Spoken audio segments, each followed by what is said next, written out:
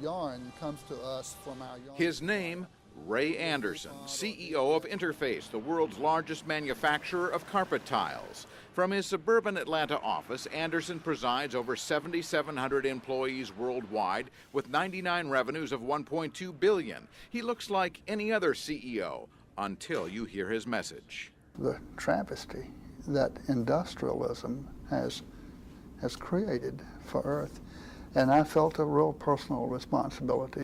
Anderson had an epiphany 5 years ago when asked to give a speech on what Interface was doing to protect the environment. I didn't have an environmental vision. I didn't want to make that speech to that group of people.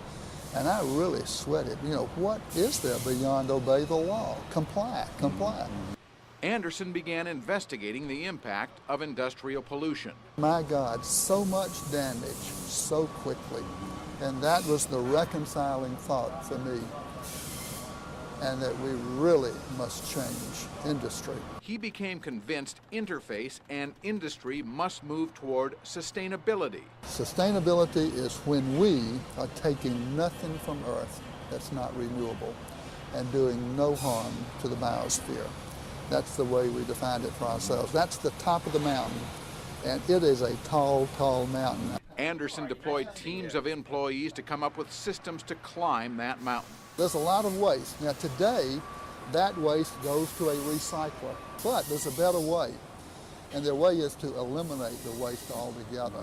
With the fervor of an evangelist and his blueprint outlined in his book called Mid-Course Correction, Anderson mandated sustainability had to be the core of Interface's corporate culture. One of the really, really unexpected benefits has come from the fact that our people have come together. Every corporation has the proximate, the immediate purpose to make a profit.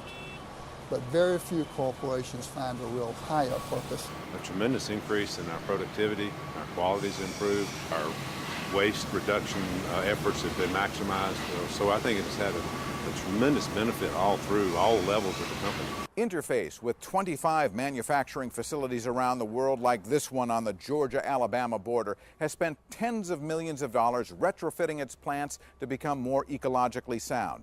In the process, they've added nearly $100 million to the bottom line. Unquestionably, it's positive for the business. I mean, driving waste out of a business is good business. Despite the savings, Interface had a troubled 1999 and revenues were down. The share price stumbled from near 12 to less than 5 today. But analyst estimates for 2000 show a marked improvement. If investors return to value stocks, I think this is one that as they begin to put earnings together and you begin to look out to 2001, that you could see the stock a little higher. Anderson believes the sustainability initiative will increase profits, and he's girding for battle with his competitors. You don't know anybody more competitive than I am. Anderson is convinced Interface will emerge successful while his competitors languish, and in some future time he sees polluters facing daunting repercussions for not taking care of the planet. We're robbing our grandchildren of their inheritance. We are thieves when we do that. And someday our species will be mature enough to recognize that this is another form of thievery that ought to be punished with imprisonment. Raping the earth is stealing from future generations. Jim Paymar, CNBC Business News.